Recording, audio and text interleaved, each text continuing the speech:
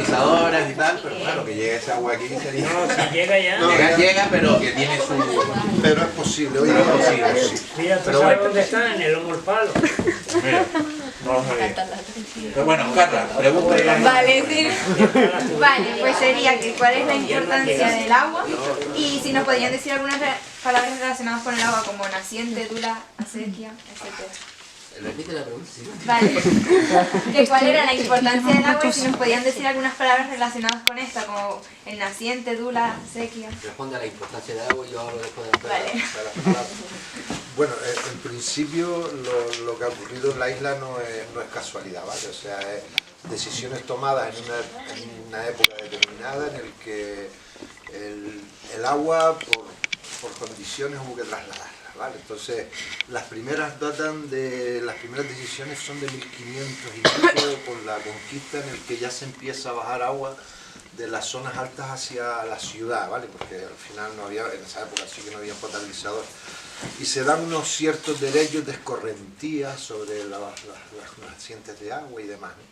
Después ya en 1700 hubo ahí un medio arreglo, crecimiento también de las poblaciones y demás, pero siempre se ha seguido tirando un poco de las aguas de cumbre. Después ya, si nos acercamos ya a los tiempos más recientes, ¿no?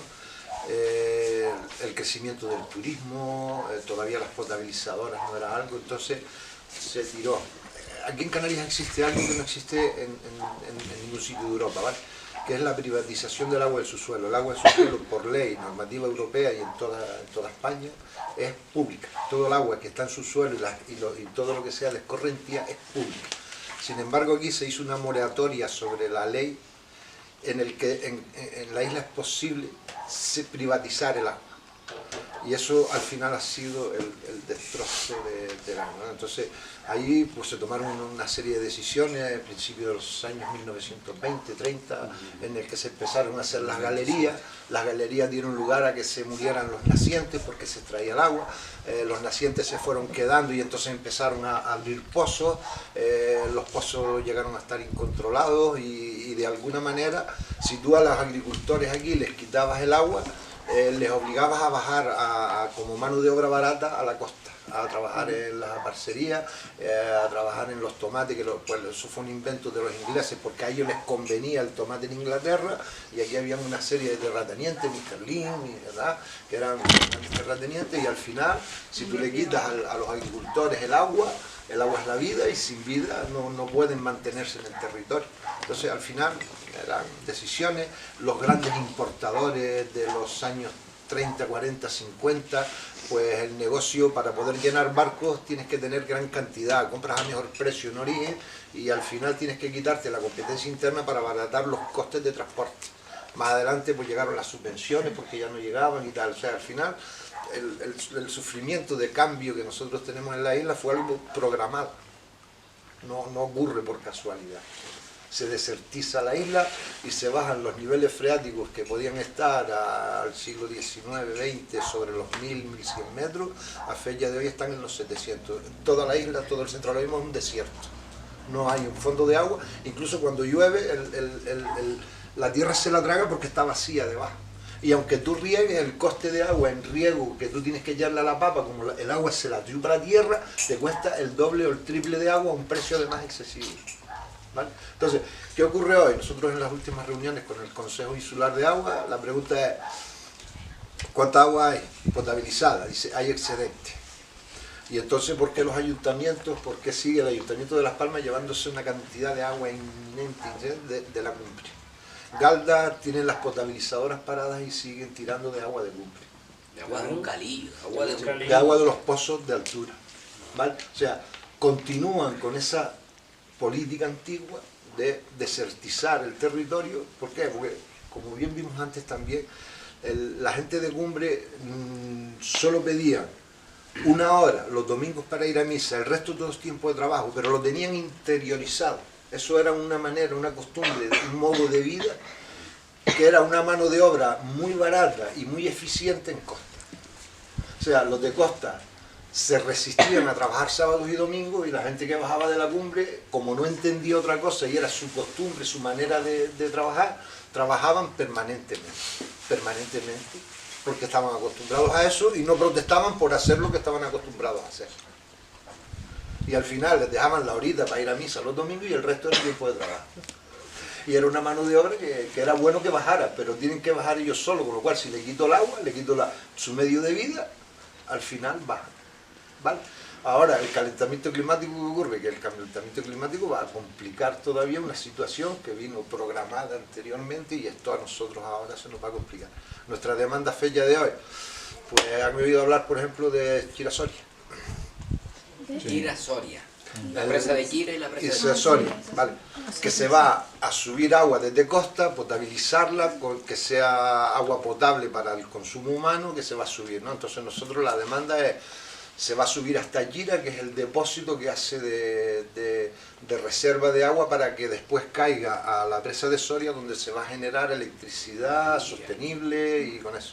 Que en principio no se va a producir, ya les digo que no se produce, lo único que van a poner allí es una pila gigantesca, es como 50 o 100 veces más grande que la pila que a fecha de hoy más grande del mundo, que está en Australia, está 100 veces más grande. Y al final, ¿qué es lo que hay detrás? Pues lo único que hay detrás es un negocio. Un negocio. Lo que van a hacer es rentabilizarle la energía que se produzca eólica o fotovoltaica, porque se van a hacer grandes inversiones, va a venir mucho dinero de Europa, se van a hacer, y el problema de ahí es que si no se almacena esa energía se pierde. Entonces si se monta esa pila, lo que van a hacer es garantizarle a las grandes multinacionales que van a llenar de aerogeneradores la costa y algo más que la costa, garantizarles que todo lo que produce lo van a poder vender porque esa pila lo almacena. A fecha de hoy hay horarios en los que ellos, aunque producen, como no se puede almacenar, se pierde y no cobra. Y de alguna manera la pila es lo que viene. Nosotros decimos, vale, pues venga, lo de siempre, el negocio del rico. Entonces hay 1.500.000 metros cúbicos de agua que se va a almacenar y que tiene destino agrícola. ¿Vale? Entonces nosotros lo que estamos demandando ahora mismo en Cumbres es que ese agua se entube y se pase a las presas que ya existen, y eso sirva para que podamos regar de presas arriba. O sea, nuestro territorio llena y surte de agua las presas de la isla, pero solo sirve para que rieguen los que están de presas abajo. ¿Vale? Entonces nosotros decimos, ya que es nuestra agua, que nos la cedan de nuevo, que nos pongan bombeos de agua con energías eólicas o lo que sea, pero que se pueda bombear de nuevo a la parte alta, porque es la zona agrícola con más capacidad de poder plantar, ¿no? Porque ya lo era. En los años 40, 50, 60, el granero de la isla era toda esta cuenca. Y venían para arriba. Y de hecho se mató el hambre durante la guerra y la gente volvió porque aquí abajo había dinero y no había nada que comprar, y aquí no había dinero pero había que comer. Claro, entonces la demanda nuestra, y estamos incluso a fecha de hoy recogiendo firmas, ya lo verán por ahí en los Facebook y en el Change.org, que estamos recogiendo firmas para obligar de alguna manera a la administración a que no nos devuelvan lo que es nuestro y que nos quitaron conscientemente, que no fue una casualidad, fueron decisiones tomadas en un momento dado para favorecer los grandes negocios, la importación de alimentación, recoger 4 millones de turistas, había que importar alimentos, había que dar, o sea, igual la decisión tomada en un momento determinado no estaba mal del todo y nosotros vamos a buscar culpables a estas alturas, pero sí a que se retome de nuevo y visto a futuro los próximos años y el cambio climático, a que es necesario rural. Por lo mismo que les dije, que igual nosotros no vamos a ser los que peor veamos las consecuencias de catástrofes climáticas, a lo mejor en nuestro territorio, porque no estamos en una situación, en una zona del mundo donde lo haga, pero sí la producción de alimentos en los otros sitios nosotros no nos va a llegar. Con lo cual, volver a producir internamente, ahora mismo producimos entre el 8 y el 10% del alimento que se consume. 8 o 10%. Permíteme, en esa estadística, Antonio, está incluido el plátano y el tomate. El plátano y el tomate. Ojo. Que no se quede internamente. Exacto. ¿Vale? Entonces, nuestra batalla a fecha de hoy es conseguir que se cambien las legislaciones mal hechas o mal hechas vistas de todo también, porque tampoco vamos a decir, bueno, pero están mal hechas y hoy día hay que cambiar, y que vuelvan a devolvernos lo que es nuestro y que se nos quitó. El agua. El agua de todo. El agua de todo. Y que se quite esa ley, que es una moratoria de 75 años, que todavía le quedan 25 de efectividad, para que se quite esa moratoria y el agua vuelva a ser pública. El agua del subsuelo vuelva a ser pública y que es de todo y que sirva para eso, y que el agua de potabilizadora para las zonas urbanas se puede vivir y no tirar del agua de cumbre para que los gastos de agua de abasto normales en la ciudad sigan siendo eso. Y como si, y bueno, nosotros aquí en Canarias jamás hemos bebido del chorro, o sea, siempre se ha bebido agua de garrafa.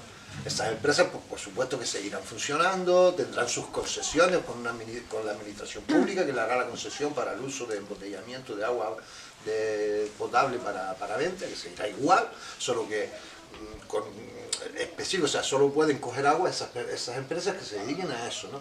Pero no un ayuntamiento para ahorrarse, por ejemplo, porque la potabilizadora, la electricidad le sale muy cara. Para la potabilización de agua le sale más barato seguir tirando de agua de cumbre. Ustedes se quedan sin él. Con lo cual, no, y desertizamos la isla. Sí, no, O sea, no solamente eso, y sino la a no consecuencia que mucho tiene. tiempo vista, si no somos capaces de volver a plantar en la isla, lo vamos a pasar muy mal. Y sin el agua no es posible la recuperación, entonces la gran batalla aquí ahora y en la que estamos inmersos es el agua. Sin agua no hay vida. No hay vida. No hay vida. No hay cultivo. Hay que beber agua de fuente bruma. Eso iba a preguntar, que aquí en Juncalillo había... Y hay muy existe buena todavía, calidad de ¿no? agua, sí. Se comercializa. No, y ahí quedan algunos Sí, nacientes y hay y mucha esta calidad de garrafa. agua. Sí, Bueno, sí, siguiendo con las palabras, así, Las palabras. el léxico vinculado al agua, que es muy Bueno, el agua interesante. es un campo semántico de muchas palabras. Entonces, en torno al agua, hay un refrán que dice, si el barranco suena, poca agua lleva.